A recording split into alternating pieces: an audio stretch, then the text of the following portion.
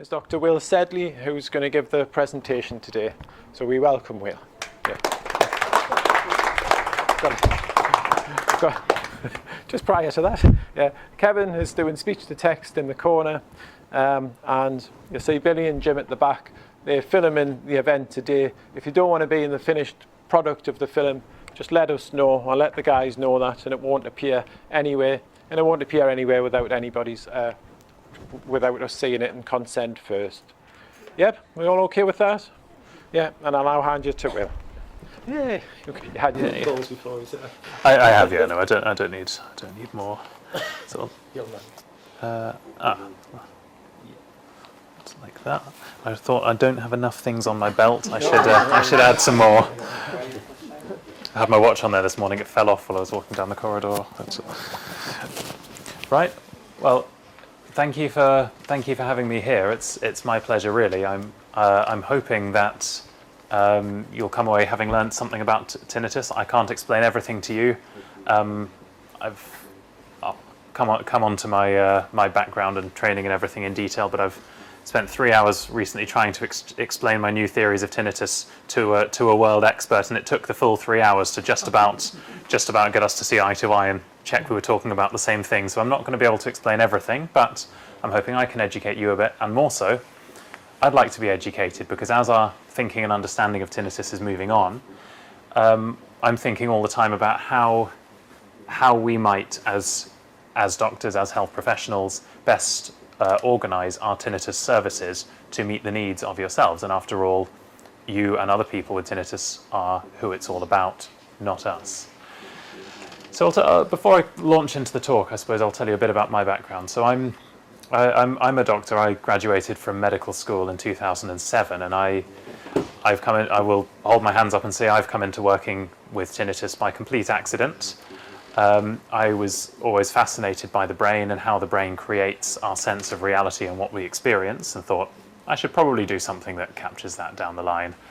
I was lucky enough to get a post that funded me to start conducting research straight out of medical school with research on the brain and nervous system, and I crossed paths with a very able chap called Tim Griffiths over at Newcastle University, and we've been conducting research together since. And he works in the auditory system, and I thought, well, the auditory system, that's part of the brain. I'd like to study that. Why not give it a go? And quite quickly came across tinnitus, and my first reaction was, why would anybody want to study that? It sounds really boring. And the first thing to say, and it's not the most important thing about it, is that when you get into it, it's fascinating.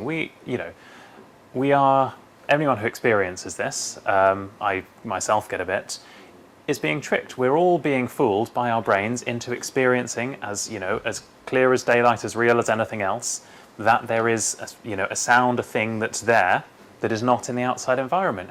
This is happening. No one else can see it, so I can see why people might not be excited about it. But this is real, and this is happening to 1 in 7 people or more. And that's perhaps the most important thing. This is huge. This is more common than asthma, diabetes, epilepsy. As on the scale of prevalence up with cancer, heart disease, and things. This should and this is affecting people of all ages. Doesn't have a solution. And once you start to get into that, you think, why is more not being done? Why are, and I'm sure you're all wondering this yourself. Why isn't this a bigger priority?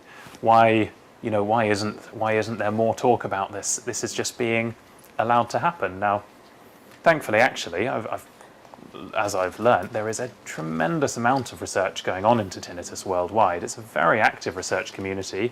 There's a lot of big figures, prominent, fantastic people working on it, in the UK and worldwide. But we're still not there, and still, being in the clinic, in the doctor's surgeries, you wouldn't know it was all going on, because we've still not cracked it, and we're not there. So I've worked on tinnitus on and off for over 7 years now. I've been lucky enough to get funding from the Medical Research Council to undertake 3 years full-time research into tinnitus, which I've just finished, including in part thanks to some members of this group. I shan't name any names, confidentiality in that.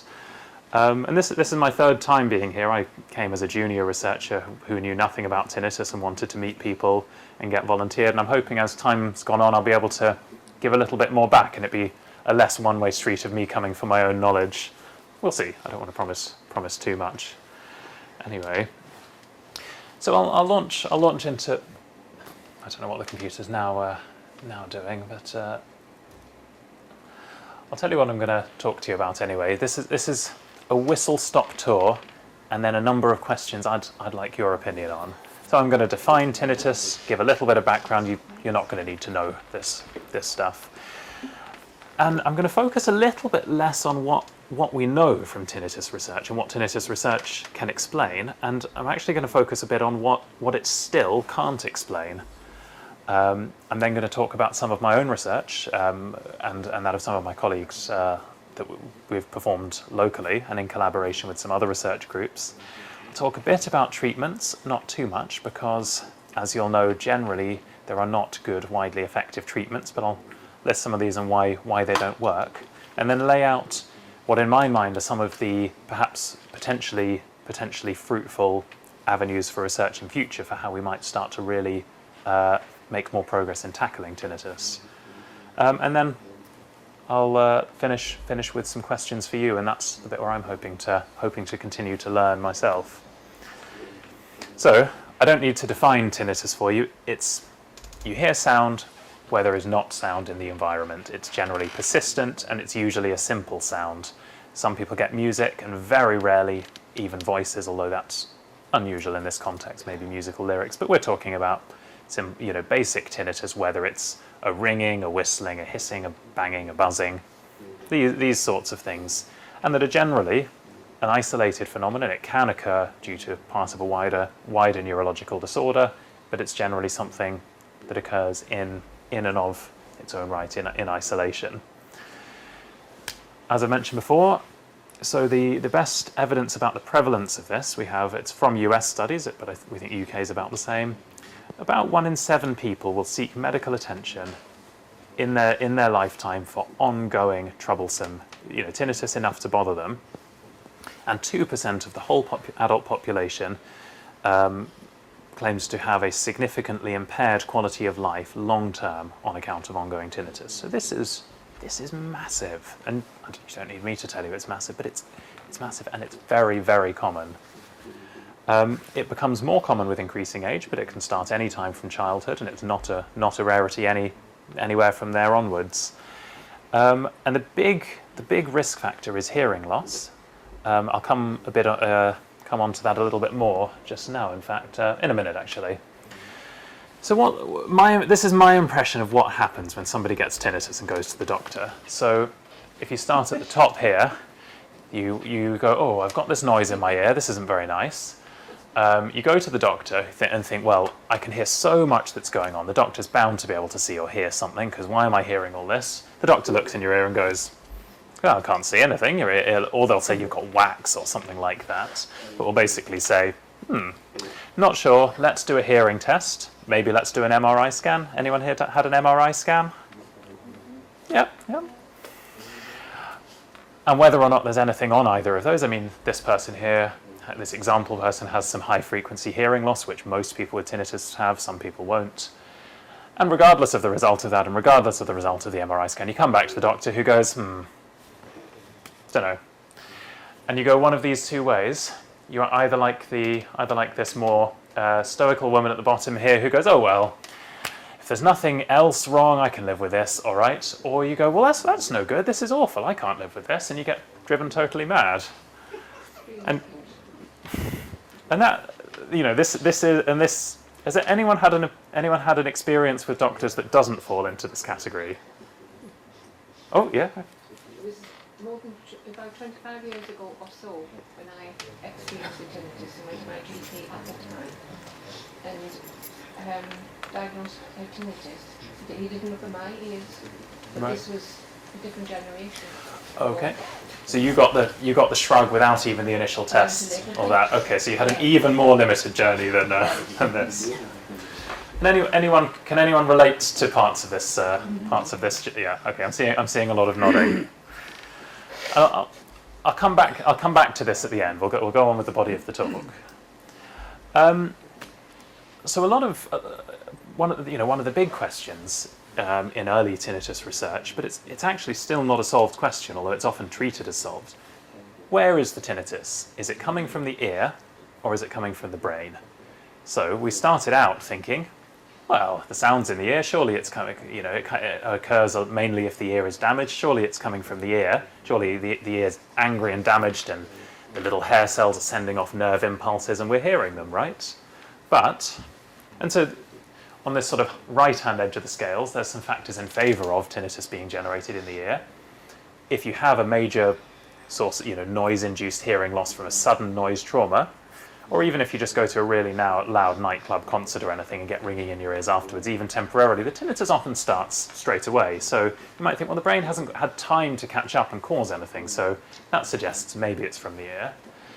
And in the gung-ho glory days of surgery, they used to go around cutting people's auditory nerve from the ear to try and treat tinnitus, and it did sometimes work. You'll notice, I'll come back to this procedure, as you can see it features on the other side as well. And actually, more recently, they've shown that in animal models, where you use noise trauma to cause what we think is tinnitus, the activity higher up in the brain that you record is correlated to the activity in the ear. They fire and peak at the same time, so there does seem to be a connection between them. And there's anyone here take furosemide? There's a water tablet, common water tablet, but I learnt recently it acts on the ear as well. It doesn't act on the brain at all, but it acts on the ear and suppresses activity in the cochlea a little bit. And they've found that giving this drug to animals with tinnitus, acute tinnitus they've just caused, seems to help.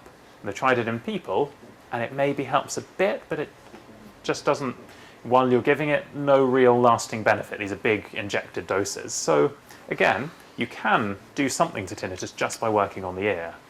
But we also know factors in favour of having a brain origin on this sort of left side of the scales.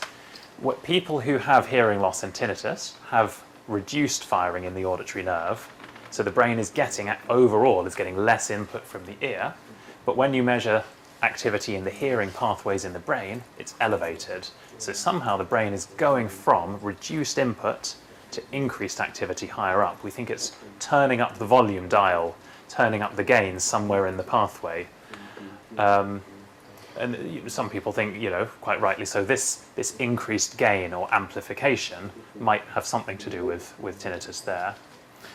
And also cutting the auditory nerve can cause tinnitus, and it can exacerbate tinnitus. So sometimes it helps, sometimes it makes it worse. So it's quite clear that whatever the link with the ear is, the brain is quite capable of generating tinnitus by itself. So it seems. Watch this space for further debate anyway. But as well as this ongoing debate, there are some things that still don't add up, despite all the international research effort in tinnitus. So these are some of the selected oddities. It's not all of them that we haven't explained. But one of these is tinnitus is normal. The majority of people have tinnitus. I'll try and convince you of this.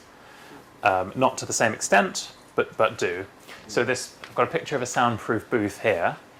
60% of utterly well, healthy, normal hearing adults, if you put them in a soundproof booth and tell them to concentrate, 60% of them quite quickly will say, oh yeah, actually I hear, and they'll describe a sound that is just like the tinnitus that you or I would experience. It's much quieter, it can't get itself above background noise, but it's there, and it's the same thing, and when you quantify it, when you measure the pitch, it's the same thing that we experience, but it's much, much less. So the majority of people have a bit of tinnitus. And even those who don't, if you get them to do forced contractions and movements of their head, neck and jaw, the majority of them can cause tinnitus while doing these manoeuvres. In fact, I didn't used to have tinnitus.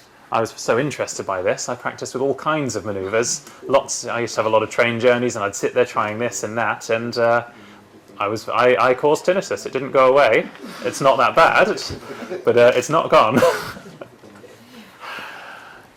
So, tinnitus is the norm. Now, you might say, well, no, maybe everybody's got damaged hearing, but, you know, it's more unusual not to have a bit of tinnitus. So that's one thing. We're trying to explain something that is a normal phenomenon, but is grossly exaggerated in some people.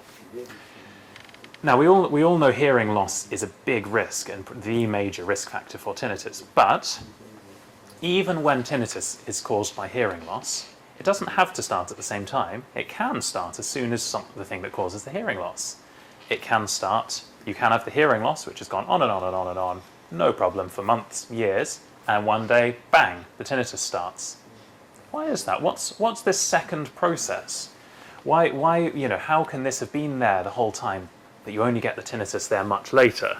And we, you know, anecdotally, this can begin out of the blue or during a time of physiological or psychological stress, sort of high alert modes and things. Are we in threat detection mode? Are we picking up on things that slip under the radar because we're hyperstimulated? There's theories on this, but it's not a straightforward relationship anyway.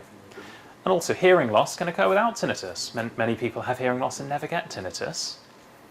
So why do they not get it and some people do? And then why do some people without hearing loss get tinnitus? So it's not a consistent relationship in any respect.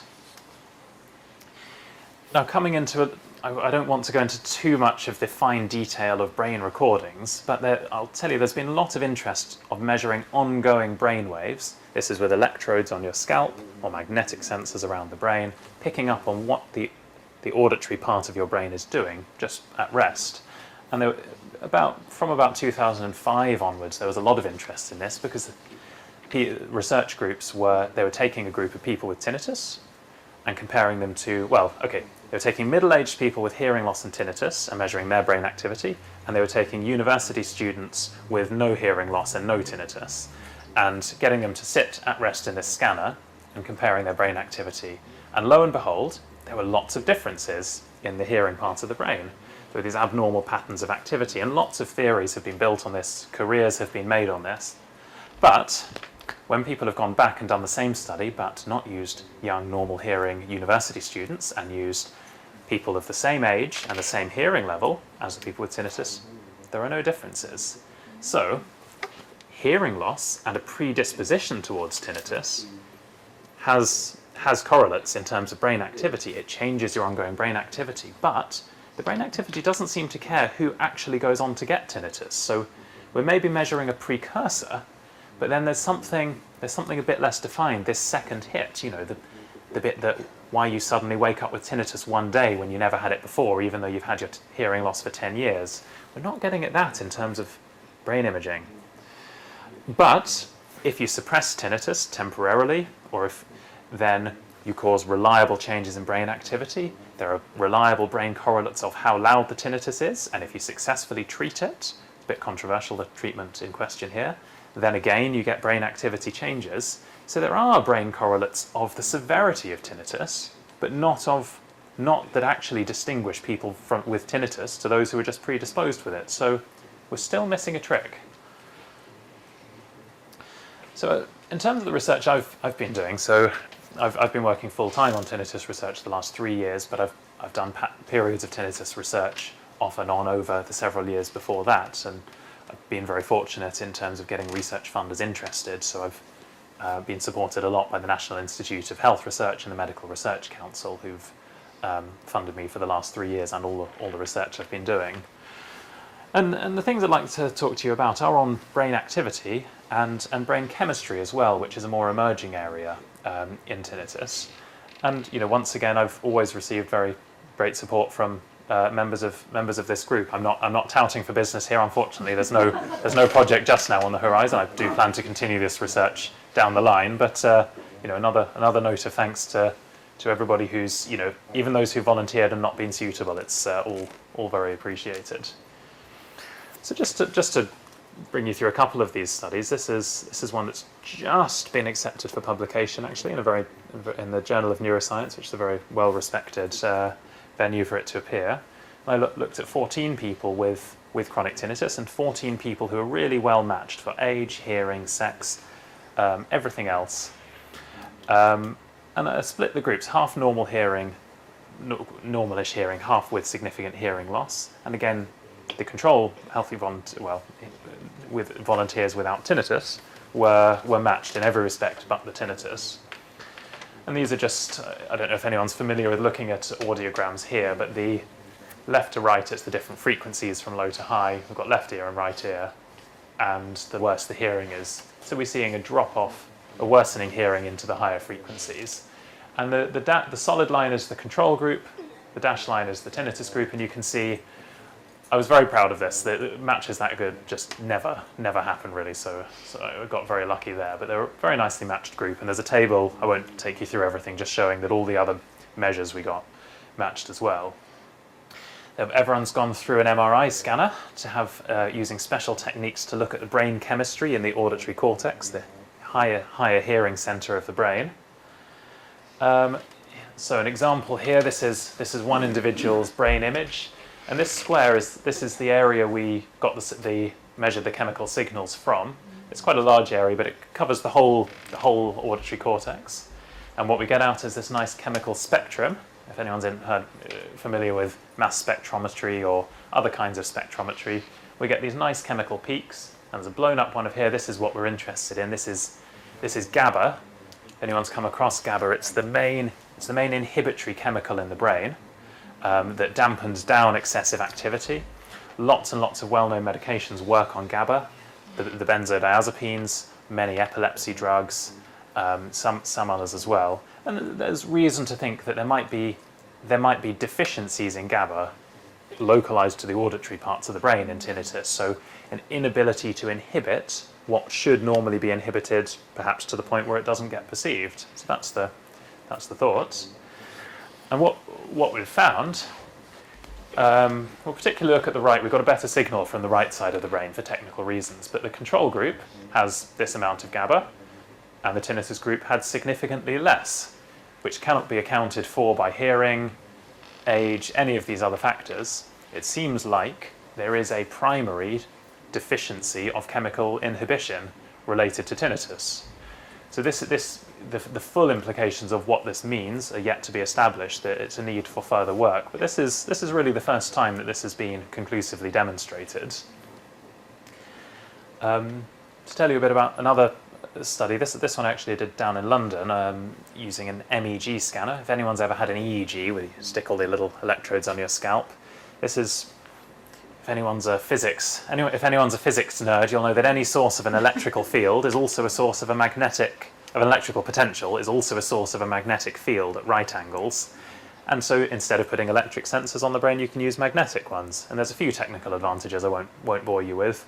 But we have a scanner that's down there we can get access to. So I've dragged 16 people with tinnitus and another well-matched group of controls matched for age, sex, and hearing loss, and done resting. So as I mentioned before, this kind of research has been done, but not generally with well-matched groups, only once.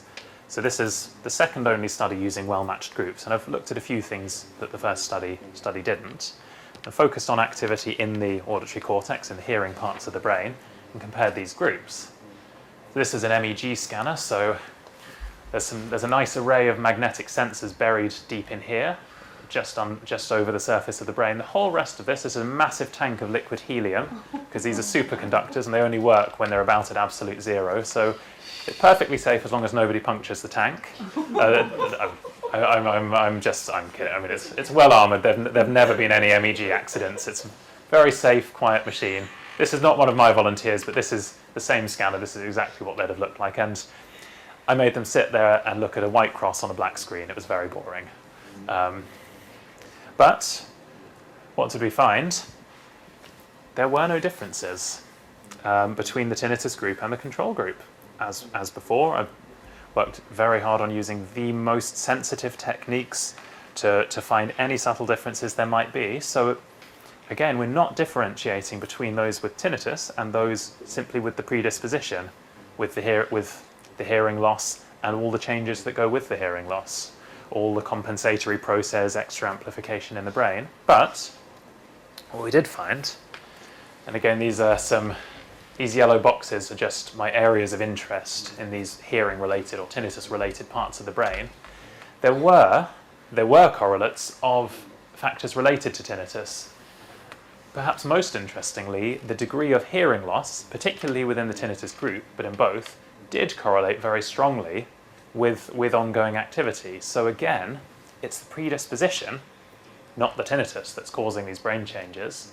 But the loudness, the perceived loudness of the tinnitus did also correlate with the type of brain activity, and also the current loudness on a day-to-day basis in a slightly different part of the brain. This is a more high-level area, so it may be that there are correlates in the hearing part of the brain about how loud your tinnitus is, and then in these higher centres, the signal gets fed through on the days, more so on the days where the tinnitus is bad. Again, this needs more work, but it echoes what we were suspecting before, that we've been missing a trick. We're not getting at what is the brain correlate of tinnitus, as opposed to just all the surrounding, confounding, predisposing factors. And one last study I'll tell you about before trying to bring some of this together. The people up here who I did the brain MRI scans on to get the chemical measurements, they also had an EEG study while I made them watch The Lion King without the sound on and played lots of very loud, repetitive, annoying sounds to them to see how the brains responded to the sounds. Kudos to anyone who went through this. By the end of the day, it's the last thing you feel like doing. Most people tolerated it well. One person couldn't hack the sound. It wasn't anyone from here. It was one of the control volunteers, in fact. So we measured their brain activity while using some special sounds, and I used ones in the tinnitus range and ones below the tinnitus range. And what I'd found, these are, so again, the greys are the control group, the white are the tinnitus group, and the height of the bar is just the strength of the brain response here. The sounds at 1 kilohertz below the tinnitus frequency, that's really below everyone's tinnitus range, were exactly the same between the groups. But at 4 kilohertz, which fell within everyone's tinnitus range, the tinnitus group has significantly greater amplification of these. And this was after accounting for the hearing loss and even after accounting for hyperacusis. So there are things going on. There is abnormal brain chemistry, there is excessive sound amplification, but there isn't a tinnitus signature, it seems, in the ongoing brain activity. There's something we're still failing to spot here. So, what I've been helping to demonstrate is tinnitus isn't associated with changes in ongoing brain activity over and above a predisposition to tinnitus, but it is associated with deficient chemical messengers that normally inhibit brain activity, and it is associated with increased amplification of sounds and sound signals coming up from the ear. So I'll talk a bit about treatments and then maybe even a bit about why they don't work. So if anyone's heard of this, the Cochrane Library is one of our sort of hallowed institutions of research evidence. So whenever there's been randomized, double-blind, controlled trials of treatments, the Cochrane Library come along and invite people to review these in a systematic manner and bring together in a formal way all the evidence that exists on a subject, and then publish a report about what works, what doesn't, what might work. And what they've found, there've been a lot of, I don't know how they managed to have enough evidence to review a number of studies on ginkgo biloba for tinnitus. Anyone taken ginkgo biloba? No. So they concluded that there wasn't evidence to support. I mean, I would never encourage, if anyone takes it and perceives a benefit, I'd always say carry on. But they concluded that ginkgo biloba and various drugs, antidepressants, benzodiazepines, anti-epileptics, there's no evidence to support their use. No one's convincingly done better with their tinnitus than those given placebo. Intermediate, and here I may well be challenged on this because these are in really widespread use, but hearing aids and masking devices are used a lot for people with tinnitus who have significant hearing loss, who experience a benefit from them. The conclusion was there isn't the evidence to support their use, but there's just not very much evidence at all. And what does work are psychological therapies, not to make the tinnitus quieter, but to allow people to habituate and react more positively or neutrally to their tinnitus. So the one with the best evidence is cognitive behavioural therapy. There's also tinnitus retraining therapy. So those definitely work. There's very good evidence for it. And then there's all other approaches to doing the same thing that just haven't had the formal evidence. So we're at a state where people, going back to that earlier pathway, and the two example patients, one who was very bothered, one who wasn't, treatment really aims to get people from that bothered category more towards the less bothered category. And I suspect a lot of what goes on here is very much with this aim in mind. But we're missing a trick for actually making the tinnitus get quieter or go away. That's the million-dollar question still. And a lot of other treatments have been tried. People have injected Botox around the ears and into the scalp. This is just alphabetical order, they've used brain implants that electrically stimulate different bits of either the auditory cortex or the deep structures in the brain. There are acoustic treatments using little iPod-like devices that play customized sounds to try and suppress the tinnitus. There's EEG neurofeedback, where you learn to control your brain waves, these ones that we correlate with the severity of the tinnitus. There's transcranial ultrasound. I'm not even sure how that's meant to work, but there's research going into that. There's frusemide, or this I was saying acts on the ear. Notched music therapy, listen to your favourite music 3 hours a day, or however long, with the tinnitus frequencies taken out. The evidence a bit iffy. Some people seem to get benefit from it. Not really cracking the tinnitus, making it go away. And then there's this TDCS, that's putting an electrical current through the brain. There's RTMS, repetitive magnetic stimulation, firing sequences of magnetic pulses there. And these variably do a bit, but they're not really nailing it in the long term. And then there's this vagus nerve stimulators. The vagus nerve is it's a big player in the autonomic system. It's what makes your body relax. So they stimulate it and induce relaxation while playing you tones matched to your tinnitus, and that's meant to undo the tinnitus networks. The trials are ongoing in humans. It worked in rats, but as I'll come on to, what works in rats and guinea pigs and mice doesn't always work in people. There's a number of differences. Which brings me on to why, and there's been a great number of treatments that look really promising in the animal studies. But then when you get them into people, they either don't work as well or don't work. And why? Why is this? So the two sort of popular arguments for why this might be the case. One would be to say that what we're measuring in the animals is not really tinnitus. So, and the question everyone always asks me is, well, how do you tell if an animal has tinnitus at all? And there's two broad ways of doing this. One is you train the animal to do a certain behavior or not do it when it hears a tone that resembles tinnitus, a high-pitched ongoing tone or sound like that. And then you do something to its ear, you damage it or something, and then if the animal starts doing that behavior that it learned to do when the sound was there, then you think, hey, it's got tinnitus. That seems quite reliable. It's very laborious. It takes months and months and months. And then there's these high throughput methods where if you play anyone if anyone is suddenly exposed to a very loud sound, will jump and startle. And rodents have this great startle reflex. But you can make something less startling by playing a smaller sound before it. And in fact, you can make the startling thing less startling if you have an ongoing tone, beep. If you just put a little gap in that tone, just before the big sound that elicits the startle, you've had that warning and you're not as startled. So, the little gap before suppresses the startle response, but what they'd found is animals thought to have tinnitus, with the right conditions to get it. If you put this little gap in the noise, in the tone, before there, they weren't any less startled. It was like they couldn't hear the gap.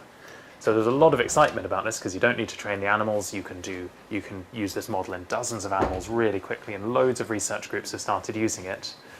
Unfortunately, it's heavily confounded, and they've actually done the same things in people, and it turns out the tinnitus doesn't fill in the gap at all. There are just difficulties in gap perception due to the hearing damage and exaggerations or changes in the startle response. So it's been a bit of a disappointment that. So one of the reasons is weren't really measuring tinnitus when we thought we were. Another one is that animals tend to cause tinnitus in an animal, demonstrate the presence of tinnitus, go, yeah, it's there, give the treatment, and then measure them straight after the treatment, and then assess them a week, 3 weeks down the line. And that's great, but most people with tinnitus don't seek medical attention, or don't enter a drug trial or a trial of any treatment when they've had tinnitus for a week. They enter when they've had tinnitus for 6 months, 2 years, 5 years, 10 years. So it's not reasonable to assume that the brain and the pathways from the brain of someone who's just developed tinnitus are anywhere like the same as someone who's had it for years. Things change over time and can become much more stubborn, and there's research on this. So to bring some things together, I don't want to get too bogged down in detail, but what I think is happening in tinnitus, I think that a lot of people have a predisposition to tinnitus. If you have hearing loss, your brain will turn up the gain to compensate for it. And there's always noise in the system. There's always cells that randomly fire. That's just life. And that noise gets amplified, that gets fed through. But, so that it's a tinnitus precursor. Anyone with hearing loss, I would argue, has this. Certain people with a given chemical makeup in their brain, lots of people will have this. But usually, or in that state, the brain tunes it out. Our brains are very, very good at tuning out things that are irrelevant. We get a lovely, clean, targeted view of the world. We just perceive the things that are relevant. And lots and lots of signals just never make it into our radar. The brain has ways. It just says, oh, this signal's too low quality, or it doesn't mean anything. And if you think about this noisy, poor quality, spontaneous signal from the ear that's ongoing, it never changes, it doesn't relate to anything in the environment, it's only natural our brain would attempt to tune this out. But for whatever reason, at some point, some temporary factors conspire to get the brain to pay attention to this, and the signal comes onto our conscious threshold. And I would say at that point, there might be a window to intervene and get it back below the radar, and it goes away again. But if it's there for long enough, then we learn to expect it. We give it a name, we pay attention to it, we may worry about it, and once all that's happened, quite quickly, it's not just a meaningless, irrelevant thing, it's a real thing. And this can happen totally outside of our voluntary control. Even our subconscious centers are picking up and saying, no, this is a real thing. And once it's there firmly as a real thing, even if all these temporary factors subside and the signal driving it becomes much less strong, our brain is tuned to pick up on it. How do you learn to forget or unremember something that has become a real thing? I'd like to give a little example of this.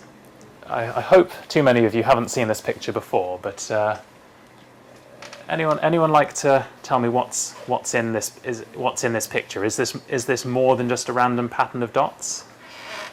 Any volunteers? A recumbent elephant. I've seen it before. I see a dog. There's a dog in it. It's a dog, isn't it? Yeah, it is. It is a dog. Can anyone see the dog? Has it got a head? Yeah. So yeah, Yeah. the dog is here, and you get the impression that might be the shade underneath a tree and the trunk of a tree and a path coming down here. Now, can everyone see the dog now? Yeah. So the dog's head is here. You can see its ear there. It's got a leg here, there's its body. And it's a Dalmatian dog, so it blends in with the speckles. If you can't see it, take my word for it. But for anyone who can you unsee the dog now? If I come back off this slide, if we come back, can you see anything other than the dog straight away? We all convinced. There's a lot of silence. I'm assuming that's because everyone's convinced. This is a very well established thing. So once you've seen it, you can't. No matter how hard you try, you will. And you could look at this picture in 10 years' time. You'll see the dog. You will see the dog straight away. And I think this is what I would argue the trouble with tinnitus is. I would say this pattern of black and white dots, at a glance, you'd almost dismiss as noise, And if your eyes just glanced over it, it was just there in the background, you saw it, you'd probably never necessarily give it a second look. But once you've picked up on it, it becomes a real thing. It's a vivid thing, and it's something that we cannot help but look out for again. And and this is down to the subconscious, involuntary parts of our mind. Once it's there, we expect it. You can't undo that. And I think a similar thing is happening in tinnitus here. once that sound is there, well, not sound, the spontaneous activity, the precursor of sound is there in everyone with a predisposition. But once we latch upon to it, once it's become a real thing, you don't go back. Well, or not naturally, generally. Does this tell us? Does this inform us? Do these theories, if true, help us? And I can think of two ways this might help us. The first is, can we identify, can we get rid of tinnitus before it crosses that point of no return where the memory is lodged and it won't go away again? Might only have a few weeks from when it starts, if that. Or can we find a way to undo that memory, that notion of the tinnitus as a real thing that keeps this, that perpetuates the vicious cycle that makes us keep on picking up on it, where once upon a time it would have slipped under the radar and never gone noticed. On that note, I was lucky enough to study a neurosurgical patient. This is their brain. This is the left-hand side of their brain.